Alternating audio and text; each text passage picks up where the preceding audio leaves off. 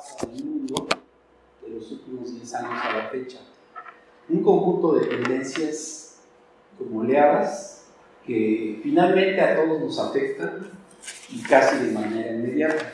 Afectan en muchos sentidos. Por ejemplo, ahora estoy en un proyecto de CIESAS con el Instituto Federal de Telecomunicaciones. Hace 2 semanas hicimos 12 grupos focales de 10 personas cada uno, de diferentes estratos socioeconómicos y edades, 3 generaciones, porque le interesaba al Instituto Federal de Telecomunicaciones ver cómo se está, ver si la gente está interesada en el noticiero, en la opinión, en el debate, qué tanto usa los medios locales y qué tanto usa los medios nacionales.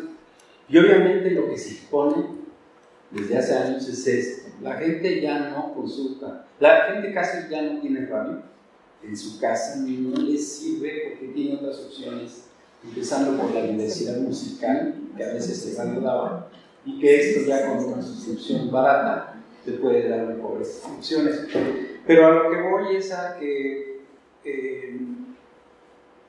la gente usa mucho esto, y esto es el futuro, lo móvil. Pero eso nos está diciendo algo, y es que en el mundo se está imponiendo el sacrificio de los intermediarios. O sea, se les está imponiendo a los intermediarios quítate porque yo puedo tratar, ya me di cuenta que puedo tratar directamente. Hablemos de finanzas, de dinero, de transporte, hablemos de hotelería, alojamiento, hablemos de BitTorrent y software libre, hablemos de cualquier cosa que sea de interés, sobre todo tecnológico. Entonces la gente quiere tratar cara a cara, y esto te sale siempre más barato. Ese es un hecho. Hace justamente en 2013 yo veía esta tendencia de la parte económica, financiera, global, cuando en el 2009, después de la crisis económica fuerte que hubo en los Estados Unidos, a la cárcel grandes financieros, empresas tradicionales que cayeron, surgió una iniciativa libertaria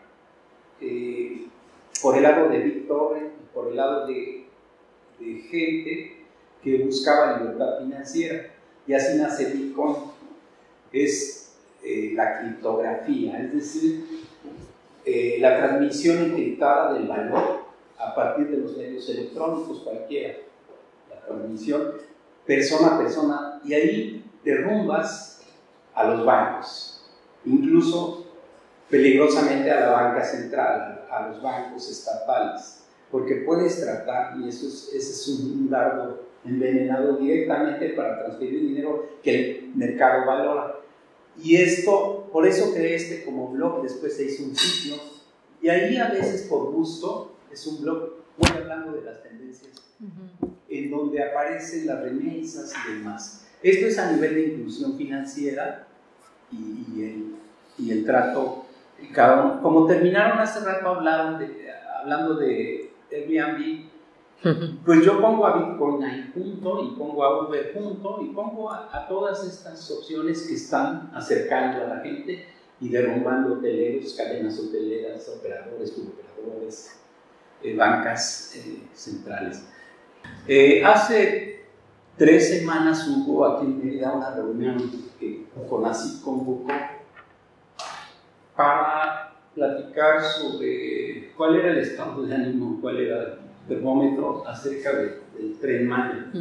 Invito a representantes de organizaciones civiles, a investigadores, algunos consultores de transporte que andan trabajando en la península, alrededor de unas 20 personas o 22 personas de diferentes instituciones.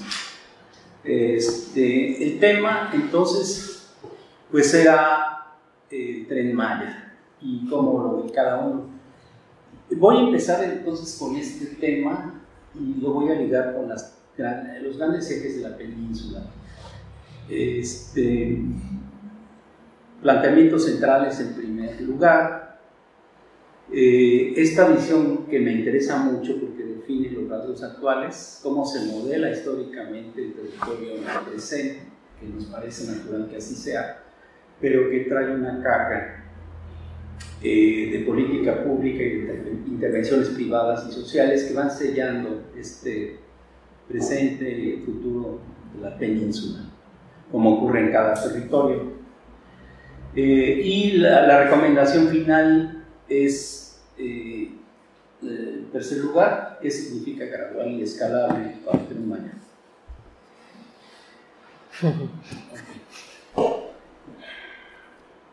Uno de las ligerezas al impulsar una política de comunicaciones en una vasta región, una ligereza es no dimensionar en tu proyecto con justeza las implicaciones y los impactos que las subregiones distintas pueden tener tus ideas plasmadas en la realidad. Y bueno, algunos piensan en selva maya, donde hay mayas, algunos piensan en Cancún, algunos piensan en Bacalar, sobrepoblado finalmente, que lleva una traza de observarse. Algunos piensan en Chichén, algunos piensan en Calakmul. Cada quien hace su historia de lo que es este territorio, pero si lo vemos con cuidado, nos daremos cuenta, y aquí vamos a hacer la medida, tomando ahí la regla que te da Marx, que son 1579 lo que plantean, más o menos eso es lo que están planteando con la propuesta de 1500 kilómetros. El de arriba. Y todo lo que implica, hablamos de muchas subregiones. Por aquí está en el siglo XVI, Bernardo del Castillo va por aquí de camino, y también Cortés después, en la carta, o antes. Y lo que ellos van platicando es que aquí está Calán, que es una población muy importante, luego desaparece, pero lo describen muy bien. Hay un río, es una subregión que nada tiene que ver, por ejemplo, con esta, o que nada tiene que ver con la Laguna y el estero de Chac, o que nada tiene que ver con la historia diferente del norte de Quintana Roo, o con lo que sería Mérida. Territorio costero, territorio selvático, territorio montañoso incluso. Entonces son muchas subregiones. Para que tengan idea en el centro los que hacen este tipo de proyectos, sería bueno comparar, agarrar el mapa y ponérselos así, a ver si a alguien se le ocurre hacer un tren que vaya de Poza Rica, lo lleve a la Sierra Gorda de Querétaro, luego lo lleve hasta el Mar de Guerrero, al sur, el tren, y luego en su sueño guajiro lo baje hasta la Mixteca, en el límite de Oaxaca con Puebla. Es demasiado ambicioso por tamaño e implica muchas regiones, muchos intereses, muchas historias locales, demasiada transformación territorial, ambiental, de ponerse en marcha. Por eso yo creo que el Tren Maya, por esa razón, yo creo que el Tren Maya no va a ser el Tren Maya como lo plantean. Por una razón, y es que la historia es la maestra en muchos sentidos, de quienes diseñan y no aprenden. Las numerosas experiencias de política pública federal durante el siglo XX aconsejan adoptar un criterio gradual, y esa es la propuesta en el fondo, escalable para un proyecto como el Tren Maya. Nunca, por todo lo que implica, es un gasto, son miles de millones de dólares, que sí dicen la mayoría privado, pero pues ¿qué sentido tiene privatizar el servicio si no hay una garantía como la hay para la costa oriental, para Cancún, Tulum, de una usabilidad y sobre todo de una utilidad patente, ¿no? Como la hay, como bien han dicho antes. Tenemos al primer aeropuerto del país en recepción de vuelos extranjeros, externos, en Cancún, en el municipio de Benito Juárez. Y desde luego que por razones hasta de mercado en esa zona, y ahorita vamos a hablar de ello, ya había un plan. Cuando hablo de que la historia es maestra, y hace falta no buscar héroes en el pasado, sino analizar cómo se presentaron los problemas para poder entenderlos y tratar de mejorar. Pero tenemos apenas en el 2012 el ambicioso Plan Puebla-Panamá, ustedes recordarán, así hubo muchas reuniones, exposiciones, alternancia democrática, 2 años de Fox y ya estaba. En la península hubo efervescencia, Centroamérica, se anunciaron aquí presidentes, carreteras, comercio, un tratado de comercio centroamericano, etc. Eso apenas 2002, y ahí quedó, se fue apagando despacito. Le pusieron Plan Puebla-Panamá. En el caso de las zonas económicas especiales, espero que tenga continuidad, pero lo han trabajado tanto tiempo en estos años y lo han complementado con otras acciones que uno preferiría que sí lo hagan, pero tenemos escepticismo del gobierno actual federal para darle continuidad a las zonas económicas especiales y entusiasmo, desde luego, a quien impulsó, que fueron los gobiernos de la península, particularmente de Yucatán. Tenemos experiencias, nuevos centros de población y equidad, que creó una inmigración en la península desde Michoacán, desde La Laguna, desde Guerrero, de los años finales de los 50 al 74. Tenemos aquí una semilla que fructificó en el país, que fue Cancún, en el 72. Fueron varias, pero la que más pegó fue la de Cancún. Tenemos esta ambiciosa medida cardenista que prácticamente acabó con las haciendas y reorganizó, reconfiguró el territorio yucateco, ejidos de uso común, la mayoría. Y tenemos finalmente que es una criatura federal que se dividió de Yucatán, porfirista, que precisamente fue para eso. En 1902, de acuerdo al gobernador Cantón, aunque de acuerdo al gobernador Molina, pues el modernista compartía los planes de Porfirio Díaz y no le parecía tan dramático y lamentable. Pero el hecho es que también a Quintana Roo lo suprimieron Carranza en el 14, que le salió muy caro a la federación y así manejaba mejor las exportaciones, los impuestos. Y en 1930, con la crisis del 29, pues también lo suprimen 2 veces. O sea que sobrevive en la subordinación federal, siempre dependiendo, hasta el 74 del siglo XX, de la federación del presidente. Ahora, cuando se plantea algo así, lo que nos nace decir es que este tipo de infraestructura requiere de un proceso por etapas para ir ganando consenso, sobre todo porque hay tanta gente que se opone, y se opone porque no hay antecedente de un proyecto que atraviese así el territorio, y probar poco a poco la funcionalidad económica y pertinencia financiera. Yo creo que como académicos oponernos a las cosas porque vienen del Estado no es la mejor reacción. Siempre es mucho mejor analizar a detalle, ya que uno finalmente no tiene nada que ver con los poderes ni con la burocracia decisoria. Entonces analizarlo, y en este caso definitivamente sí nos parece que vale la pena ver qué funciona, qué puede funcionar y qué no. Entonces, los ejes diferentes que trae la historia peninsular, insisto en el enfoque peninsular, y me dio gusto este mapa, en donde realmente todo el rostro demográfico de la península se ve, la población maya concentrada, Campeche, Yucatán y Quintana Roo, celebrarse. Ese es el enfoque que necesitamos, ya no tanto hacer historias de Yucatán o historias de Campeche, porque finalmente sí estamos reproduciendo la división política.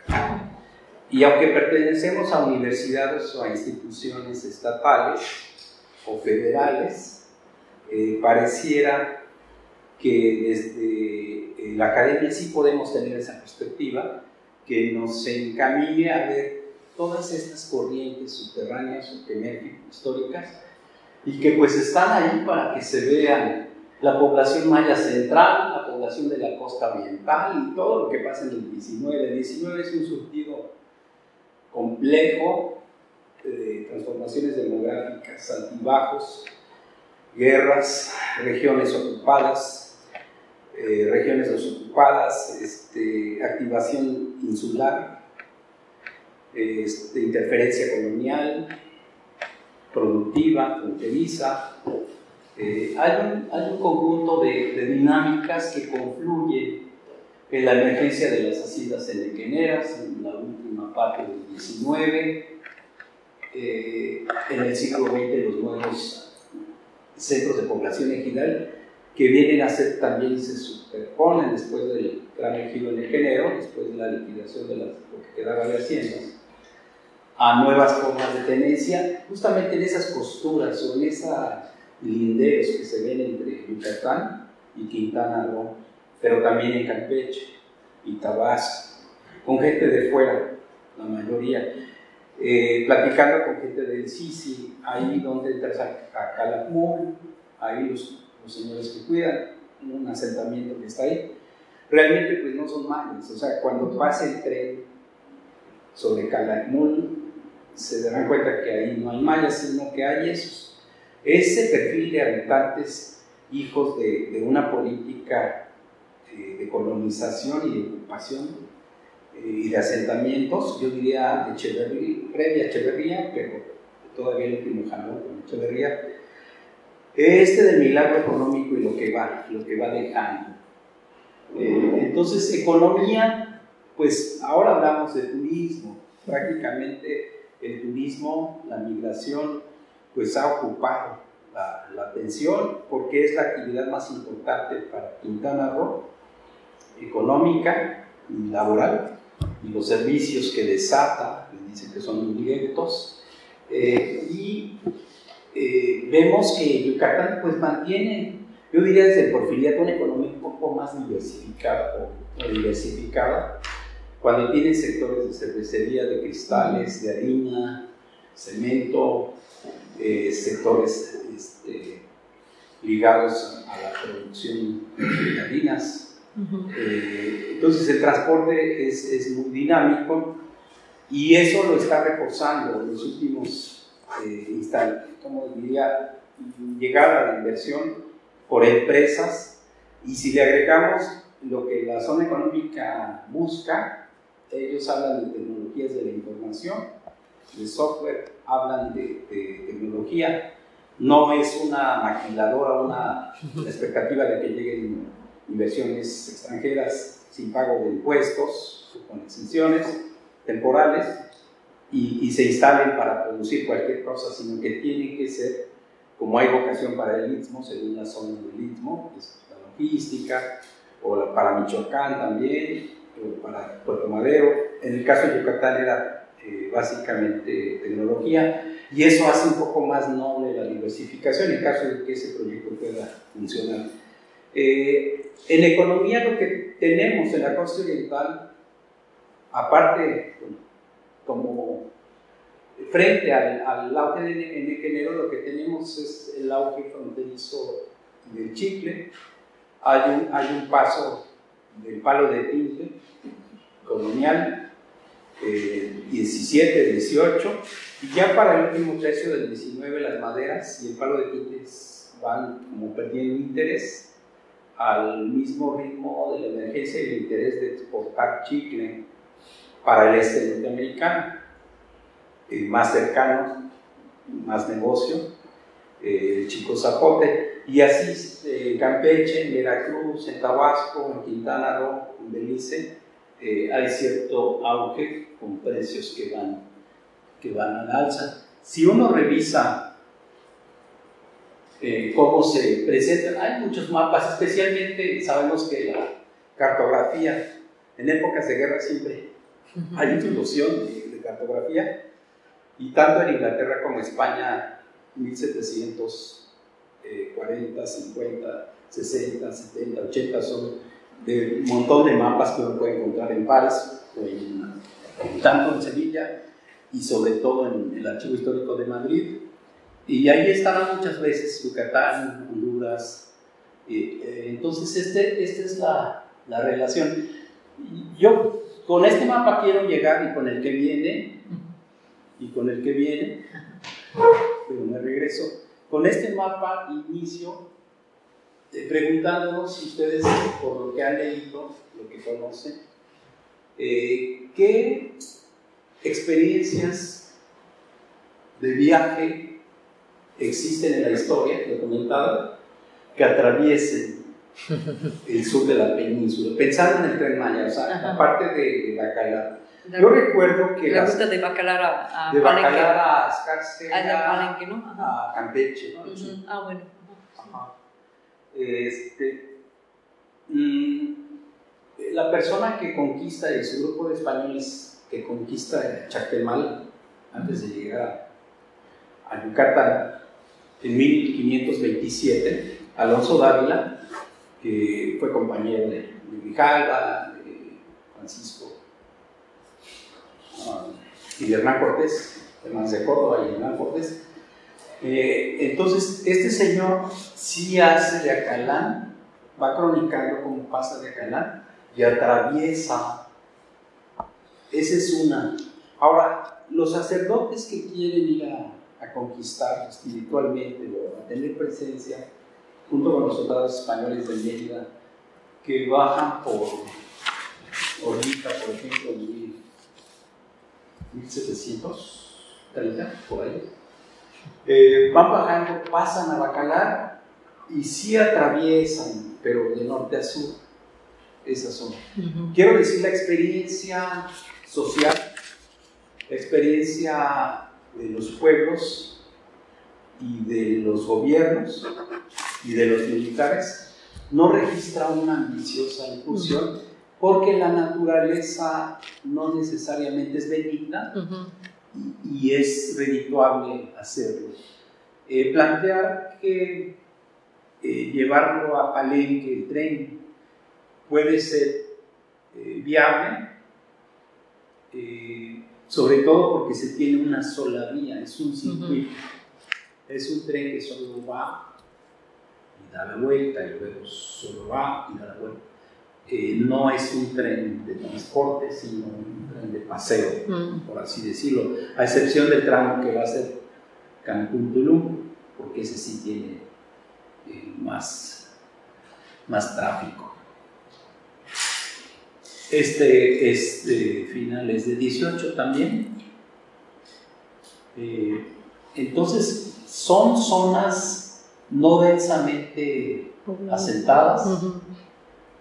Y ahora que el LiDAR, esta tecnología láser desde los aviones se lanza sobre la superficie selvática y descubre informaciones interesantes, para el caso de Guatemala, Piedras Negras y todo lo que va hacia Chiapas, puede ser muy revelador. Sería interesante hacer ese mapeo o ese escaneo hacia esa zona, hacia Calakmul y también hacia la costa, toda esta parte de la costa, donde atravesó esos pueblos que se llamaban Chablé, donde atravesó Alonso Dávila. Sería muy revelador. Está pues estas, ¿cómo se llama? Xtancá, y después Cojulich, Becán, camino a Calakmul. Plantearse el Tren Maya también implica analizar la tenencia de la tierra, y estos son los diferentes núcleos agrarios, se llaman cualquier cosa, núcleos agrarios, cualquier tipo de tenencia que puede ser desde un ejido o una propiedad grande, chica, o un ejido de uso común o de otro tipo. Entonces, hay muchos intereses y hay muchos actores que pueden influir y que pueden obstaculizar. Entonces, sí es complejo. No lo es tanto y ya lo tienen, como dicen los políticos, ya lo tienen planchado la parte de Cancún a Tulum, porque finalmente ahí el derecho de vía lo tiene, y ahí hay que recordar que había también, y ahora lo vamos a ver, había una red ferroviaria desde las francesas, ¿no? Esas de Cabil, que hubo hacia la costa, desde la zona maya, pero sobre todo en Yucatán, una verdadera red hacia las haciendas, de esto que medía como 80 centímetros de ancho. Entonces, esto da idea también, es un números agrarios con base en el censo agrario del 2008 o 2007. Un poco la información sobre ejidos, una superficie parcelada, y cómo predomina esto del uso común. Quiero insistir en el uso común porque cuando lo que estamos viendo en la península y en el país hubiera impresionado y escandalizado a quienes tenía una vocación estatista en los años 70 y 80 en México, en la disputa por la nación. Me acuerdo ese libro de Rolando Cordera, después se vuelve salinista, pero el hecho era que no dejar que los intereses privados permearan en estos asuntos. Cuando viene el proyecto salinista, es un obstáculo elegido, sin duda, no por permanecer y dar la social que la dio durante muchas décadas al país, cada quien tiene su lugar, sino porque ellos querían activar la producción, lo mismo que Porfirio Díaz cuando llamaba la colonización. Querían activar, mover al país, y era en otro sentido no activar productivamente lo que no produce. ¿Qué tal darle oportunidad a los campesinos de que traspasen? Para que otros que sí tienen dinero o quieren trabajar, muchos ya se van y dejan ahí a sus hijos que tampoco trabajan y se van a Cancún o a otra parte. Entonces, ¿qué tal si ellos pueden traspasar? Y para ello, la ley agraria del 92, la reforma, la ley del artículo 27, posibilita, abre una puertecita para ello. Pero antes tiene que transcurrir 2, 4, 6, 8 años de un programa de certeza jurídica del campo, esto que llamamos proceso. Todos se tuvieron que inscribir, hicieron asambleas, se levantó el padrón. Era como para empezar a tirar un piso común para poder tener la posibilidad de distribuir y de traspasar. Yo no sé si se imaginaron lo que pasaría en estas entidades de alta demanda, en cualquier entidad de alta demanda de tierra. Una gran especulación, un crecimiento de la mancha urbana, un acecho hacia de las ciudades hacia los ejidos colindantes, y un creciente expansión en el caso de Mérida hacia el norte, en el caso de Cancún al ejido Bonfil, se aburguesó con el precio del suelo, para no mencionar a Tulum y a otros. Entonces, esta reforma y procede que termina, y yo creo que el 97, el 96% de los ejidos de Yucatán y el 94% más o menos de la península, ya para el 1998 ya habían firmado las actas ejidales y ya procede les había expedido certificado de es tu tierra. Y cuando te dicen es tu tierra, por eso subrayo uso común, porque no es Oaxaca ni Chiapas donde hay tierras comunales. Es decir, hay tierras comunales, pero además un modelo diferente al altiplano, de Yucatán, de la península, que era el porcentaje de uso común. En Zacatecas, en Jalisco, en Guanajuato, lo que tenemos son parcelas. Y aquí casi no oímos la palabra parcela, porque en realidad son tierras que hay que rotar en su uso y que hay un entendido interno en el comisario de equidad, en la rotación, de que pues puedes quedarte aquí y después de 10, 12 años puedes estar acá. Hay como un acuerdo flexible, pero no es tu parcela de por vida. En Zacatecas aquí tienes tu parcela y tu abuelito la tenía y es para ti siempre. Esa pequeña diferencia marca el destino que a partir, creo yo, como de 2001, 2005, empieza como a explotar. Y no solamente en Yucatán, en Quintana Roo, sino en el país. Ahí donde hay expansión urbana, hay un ejido. Y luego dicen, bueno, es que los ejidatarios compraron unas camionetas muy caras y quieren andar con camioneta y no quieren tener tierra. Y les dan 1 millón o 2 millones y luego la agarran y los pierden al año. Y yo creo que culturalmente, si el Estado es el Estado y tiene que prever cosas, se tendría que haber puesto alguna serie de consideraciones para, y filtros sobre todo para no permitir este proceso que está pasando. Y bueno, ustedes van al parque científico, agarran el Progreso, se meten hacia la Repollada, no sé cómo se llama, y lo que vemos es que ya se ocupó todo. Ahí había ejidos, es más, yo voy hacia Citiá y bueno, ahí colindaba el ejido de Citiá en los años 50 y 60, 70 con el de Chulumá. Entonces ya no existe ni uno ni otro, nada. Y ese pueblito, que es el casco de Citiá, pues quedó reducido a una colonia. Si ustedes se fijan, enfrente hay un fraccionamiento de las Américas, que es una ciudad como de 10,000 habitantes, impresionante, más grande que cualquier ciudad conocida así, de por ahí al norte o al oriente de Yucatán. Entonces hay procesos que no tienen orden y que están explotando de esta manera, que tienen que ver con la tierra y la ley agraria y la expansión de la mancha urbana.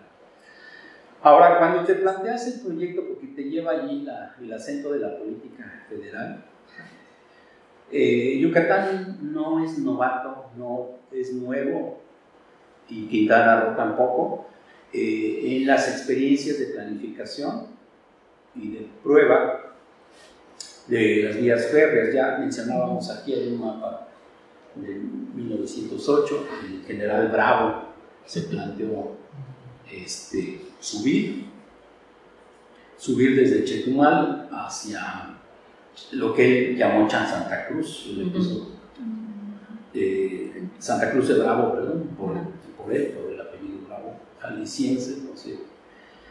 Quedó en proyecto, ¿no hizo nada o...? Este fue proyecto. Fue proyecto, no se construyó nada. No se construyó, así como está este de 1908, hay otro de 1916, hay como 2 o 3 intentos, a Puerto Madero, incluso creado un puerto que se llama Puerto Madero acá, a pesar de que hay otro en Chiapas que ya se llama después Puerto Madero, en los primeros años de la Revolución, por acá por Ascensión, por la Bahía de la Ascensión, se planteó algo así. Y como vemos esta foto la tomé hace como 4 años en Carrillo Puerto, que está ahí en el parquecito, a chocar una máquina pequeña. Ahí está tirado, ahí está. Está como en adornado, como en exposición, se ve bien, o sea, sí. Es el pasado, sí. El pasado en el presente. Sí, bueno, y acá lo tomé de Bosco Hierro. Bueno, debo poner en paralelo que el ferrocarril del sureste. Muchos han dicho que el Tren Maya tiene que ver con el derecho de viaje, ya se tiene. Hay tramos que sí, hay tramos que no. Ya existe el ferrocarril del sureste y todavía Mérida, el ferrocarril que viene, tiene que ver con el ferrocarril del sureste. Este ferrocarril es de los años 50, y ahora voy a dar unos datos para asociarlo con la península, porque no es peninsular. Ahí lo puse, así se lee, ¿verdad? Sí. El proceso de construcción duró 16 años en el cardenismo y se inauguró del 34 al 50. Fue Miguel Alemán el que lo inaugura. Unió al centro del país con la península, como el propio Limantur lo había soñado alguna vez. Y esta línea recorría desde Coatzacoalcos, Veracruz, hasta Campeche, haciendo un enlace con lo que durante mucho tiempo fueron los ferrocarriles unidos de Yucatán. La historia de los ferrocarriles es otra muy importante, muy interesante, pero al final estatizados por la deuda del ferrocarril, que ya era inaguantable en 1919-21.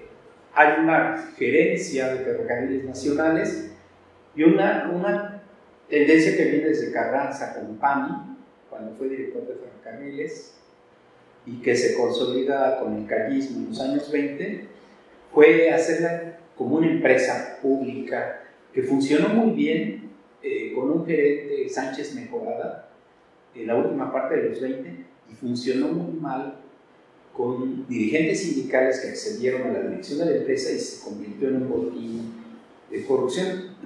El charrismo sindical nace ahí. Díaz de León se llamaba el dirigente, y esto hace un barril sin fondo a los ferrocarriles. Ya para la época de Alemán, entonces el ferrocarril del sureste se conecta a Yucatán y así queda un galimatías, digo yo. En el 2007, en la época de Felipe Calderón, se llamaba Compañía de Ferrocarriles Chiapas-Maya, ya estaba privatizado el ferrocarril del sureste, pero la empresa norteamericana, Redes en Kansas y demás, dijo, pues la verdad esta concesión no es rentable, o sea, yo la gané, pero no voy a perder nada si la dejo y no es rentable para mí, entonces renuncio. Y la Secretaría de Comunicación y Transporte se la cede al Ferrocarril del Istmo de Tehuantepec, y el Ferrocarril del Istmo de Tehuantepec tiene mayoría inversión pública, estatal, algo privada, y es la que actualmente está operando esto que vemos aquí todavía en Mérida, hacia Campeche. De carga, básicamente de carga. Sí. Ese es el derecho de vía que tienen. Y está faltando un tramo hacia Palenque, me parece. La gobernadora de Yucatán de hace 8 años, o cuántos, como 8 o 10 años, prometió ese derecho, ese ferrocarril en su campaña que va hacia Cancún, por más o menos baja Valladolid y va hasta no entraba hacia Tulum por Cobá, sino hacia Punta Venado, un poco más al norte, hacia Quintana Roo, y adquirieron y regularizaron el derecho de vía, pero no tuvo el apoyo económico de la federación y se canceló el proyecto. Sin embargo, ahí se ven los derechos de vía. ¿Sí? Había un tramo que iba de Escárcega a Palenque, pero no sé si sigue. De Escárcega a Palenque. Sí, yo me subí en eso. Sí, pero no sé de dónde venía. Yo estaba tratando de ir de Chetumal a Palenque y tuve que hacer una parte en Aventón, pues y en Escárcega logramos terminar. Ajá. Justamente ese es el ferrocarril del sureste. ¿En qué año más o menos? 85. Sí, el ferrocarril del sureste. Sí. Ese dejó de funcionar porque se privatizó a Chiapas-Maya. Y eliminaron ese tramo, ya no funcionó. No. Ese tramo ya no funciona, sin embargo está el derecho de vía. Sí. Y eso es importante. ¿El Tren de Maya qué significa esto? Buena pregunta. Significa que el Tren Maya ya era el tren de Quintana Roo. Significa que López Obrador toma el proyecto del gobernador actual de Quintana Roo y las ideas que trae y las lleva para toda la península. Significa que, y yo escribí un textito sobre eso, en diciembre del 2017, cuando López Obrador estaba en campaña, calentando motores, porque empezaba la campaña, el gobierno de Quintana Roo, en enero del 2018, el gobierno de Quintana Roo sacó públicamente una licitación para construir como inversión privada el tren Cancún-Tulum, que era un tren rápido. Entonces, cuando digo escalable y gradual, es que ese sí es viable y ese ya estaba listo y ya tenía la fórmula de financiamiento y de fondeo. ¿Por qué iba a ser un negocio para el gobierno al cobrar impuestos y derechos, derechos sobre los boletos de pasaje? Y iba a ser un negocio para las empresas que construyeron, pero también que operaran y que vendieran el tren. Son como tres partes. Las que trazan la infraestructura y las vías, que no saben nada de motores y generadores. Las que arman carros y están vinculadas con las que hacen motores, que son japonesas o alemanas, o franceses, sobre todo Bombardier es canadiense y Alstom es de Francia. Entonces, esas empresas que son las que construyen los metros, los ferrocarriles, los trenes rápidos, esas empresas sí... y los chinos, ¿no? Sí pueden participar, en los chinos últimamente, los alemanes con Siemens también. Entonces, entendemos que este Tren Maya es como una consecuencia de una buena idea, de algo que sí es rentable y que paradójicamente va a ser el primer tramo del Tren Maya, porque es lo único que está ahorita. Bueno, aunque no, ya dijo el director de Fonatur que ya compraron 100,000 durmientes para toda la vía, ya los pagaron. Entonces ya contrajeron. ¿Cuántos kilómetros construyes con 100,000 durmientes? ¿Suficiente todo? Ya hicieron la cuenta. O sea, es para todo. Ajá. No sé cada cuál. Dio una cantidad, yo tengo ahí la entrevista, si quieren se las paso. Él solo sacó la idea. Ahora. ¿Y dónde vino el dinero para eso? Lo que pasa es que López Obrador ha quitado mucho dinero de donde había, de muchas partes, y lo ha ido amasando, acumulando para reservárselo a Santa Lucía, al Tren Maya y a Dos Bocas. Pues ahí se está llevando todo. Sus monumentos, sí. Son sus proyectos. Y puede que le Está bien. funcionen. Bueno. Les recomiendo mucho ese libro si están interesados. Es de historia y es de análisis contemporáneo. Es un investigador de la Universidad de Nueva York, del Departamento de Estudios Globales y Geografía. Bueno, lo escribe con otros profesores y es un libro grande que tiene muchas secciones y está en línea todo. Desde el punto de vista de la logística, los trenes rápidos, su diferencia con los trenes que no son rápidos, los durmientes que necesitan los trenes rápidos, o sea, ya se acabó la historia de que los durmientes son de madera, eso ya no sirve, tienen que ser de concreto para los trenes rápidos. ¿Sí? Esto que dice López Obrador de que vamos a aprovechar ese tramo de vía porque ahí está una vía, no, o sea, para empezar ya es muy vieja, pero sobre todo es de madera y ahí no sirve para un tren moderno, tiene que ser concreto el durmiente, y esos son los que compraron, por un lado. Y bueno, te informa de todo eso. Del siglo XVII al XXI, si uno repara en lo que es el tráfico aéreo, el transporte aéreo, terrestre y marítimo, esas son como las etapas, ¿no?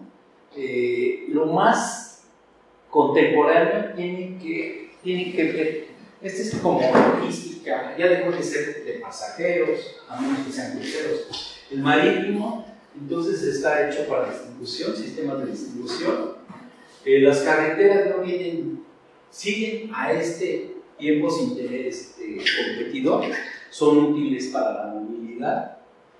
Y los aeropuertos, sobre todo movilidad global o nacional, cuando hablamos de grandes distancias, siglo XXI.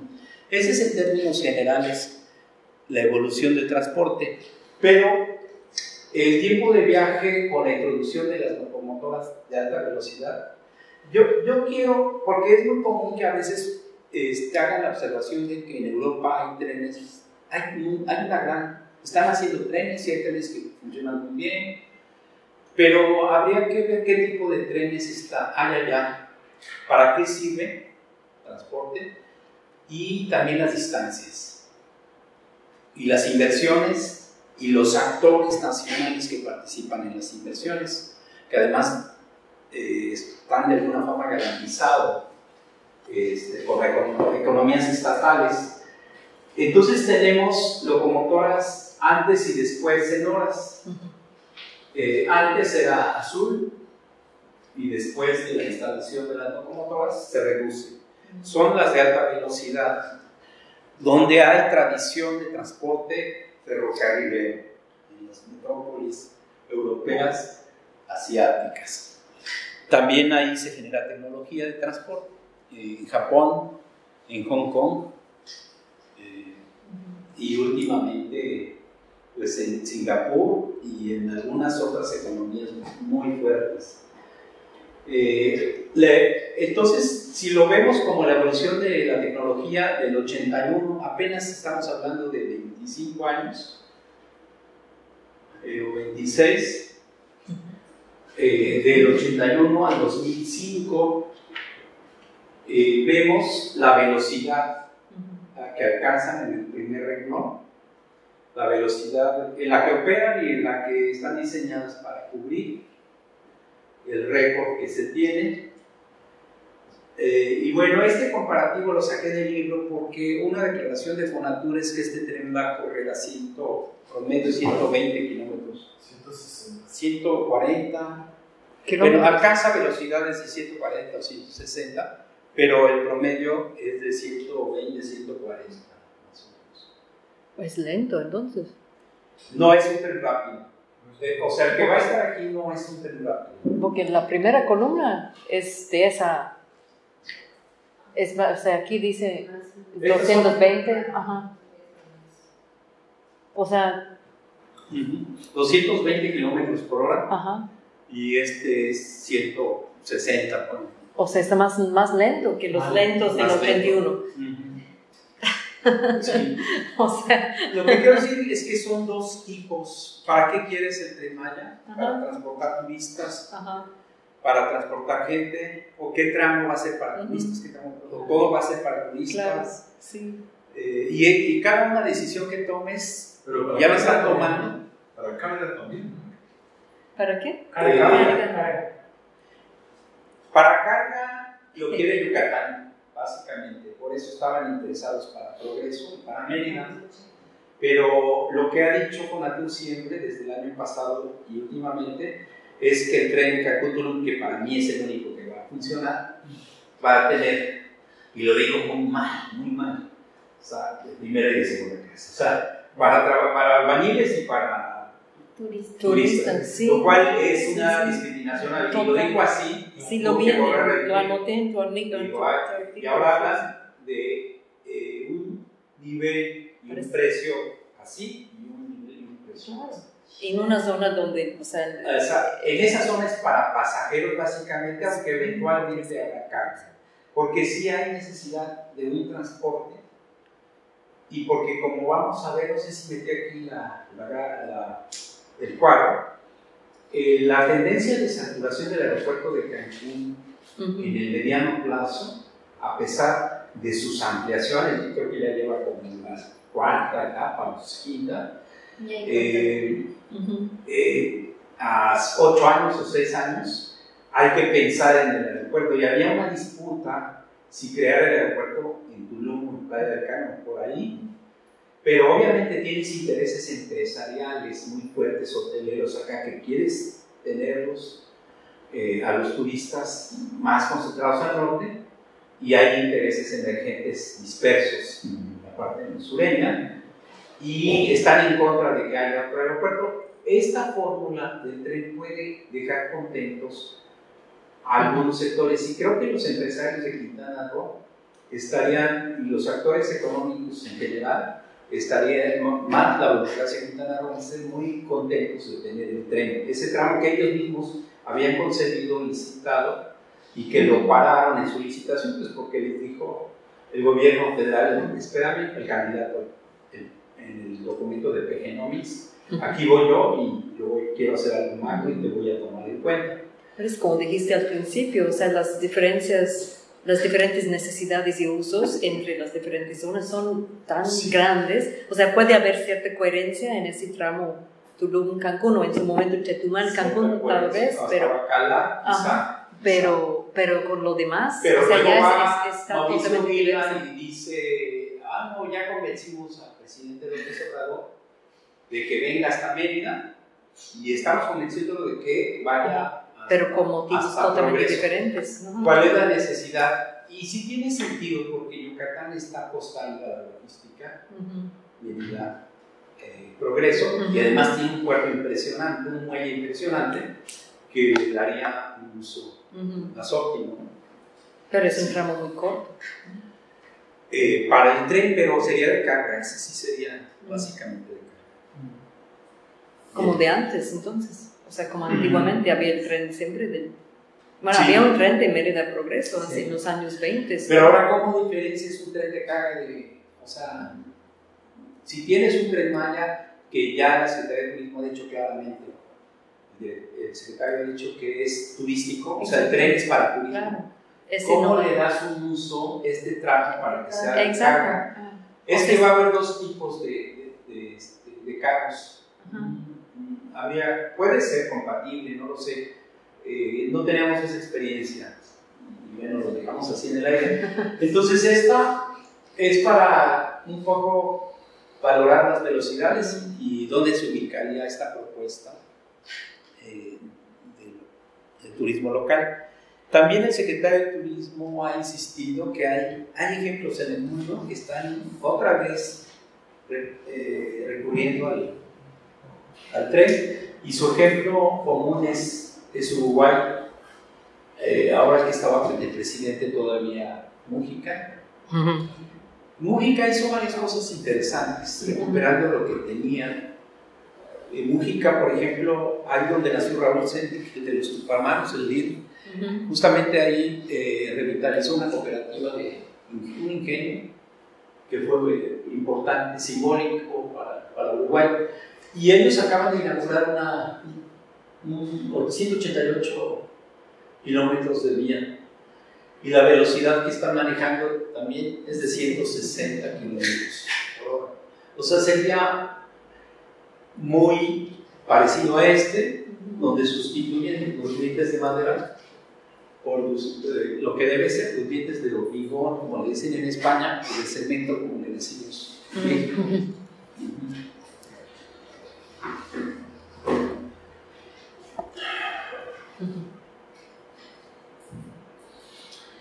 Si tenemos entonces este proyecto, así está ahora el trazo de Tulum, Cobá, Valladolid. Esta carretera pues está ancha, está bien, es más o menos rápida y es recta, no tiene elevaciones, tienen que hacerse algunas mejoras, pero se va a tomar esta vía lateral para colocar ahí instalada el ferrocarril. Va a ir al lado de la carretera. En mucho va a ir acompañando las carreteras, aprovechando, pues que ha resuelto ciertos problemas de infraestructura, de conectividad. Y tenemos el tramo de la autopista o de la carretera de Cota, en paralelo de Cancún hacia Valladolid, que lo tenía una constructora yucateca hasta hace 12 años, más o menos, 2008, y se lo traspasó a la ICA. La ICA es probablemente, es el símbolo de la industria de la construcción en México, aunque en los últimos años le ha ido muy mal y está quebrada. La ICA fue fundada por ingenieros de la UNAM y el dueño o el accionista mayor fue Quintana, Bernardo Quintana, el que creó a los Pumas o patrocinó a los Pumas en su momento, en los años 60, 70, muy cercano a la UNAM siempre.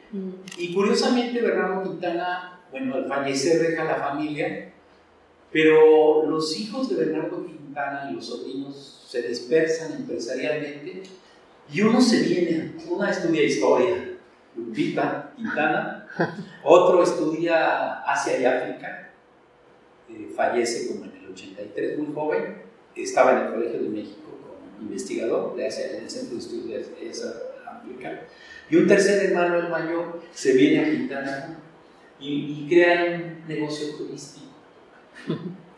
Una hermana tiene una tienda en la Ciudad de México que se llama Pali, Tiendas Pali, que vendía, iba a la India y traía, junto con su hermano, la historiadora me platicaba, traía cosas novedosas que ni Liverpool o el Palacio de Hierro tenían. Cerraron y se vinieron con su hermano mayor a Quintana Roo. Y Quintana Pali, pues, es el dueño realmente del arquitecto y el que ha sostenido estos proyectos de Xcaret. Y esta expansión o esta inversión que ahora se asoma a Yucatán, buscando arqueología, historia, y ese perfil de turista que para los que ven señales económicas pues puede ser rentable, sobre todo en los tiempos que corren con sargazo y problemas asociados con el turismo. Entonces, lo viable desde nuestro punto de vista será construir la primera etapa armonizando este proyecto existente, el tren Tulum-Cancún o Cancún-Tulum, mediante la licitación para inversión privada. Ese ya estaba y ese ya quedó. Así va a quedar el Tren Maya con inversión privada, mayoritariamente. Desde nuestro punto de vista es el tramo más rentable y cubre el vital trayecto de la Riviera Maya para la mejor conectividad de la recepción turística. Acompañar la puesta en marcha esta primera etapa con una estrategia dirigida a reforzar conductos de capital social. Hablamos solo de esto, pero la península tiene serios desafíos y también Yucatán, porque aunque están en Quintana Roo, los consumos, los tráficos y las mafias en realidad están asomando la nariz, están muy cerca, y el clima de inseguridad que Yucatán ha podido, Mérida, pero también el territorio de Yucatán ha podido sobrellevar, pues cualquier daño empieza a ceder. Y bueno, basados en la plataforma cultural maya, cuando digo reforzar conductos de capital social, es tratar de llevar acuerdos de política pública triestatales de los gobiernos, tratar de revisar el funcionamiento de las policías. Desde luego hay una legislación pendiente en el país que es autorizar el consumo de ciertas sustancias para aligerar el negocio del tráfico, para desarmarlos en algunos casos. Y bueno, yo lo había tratado en otra exposición relacionada con cuerpos de seguridad y con recursos y estrategias originadas justamente desde la base, en la demografía, en la población, en los pueblos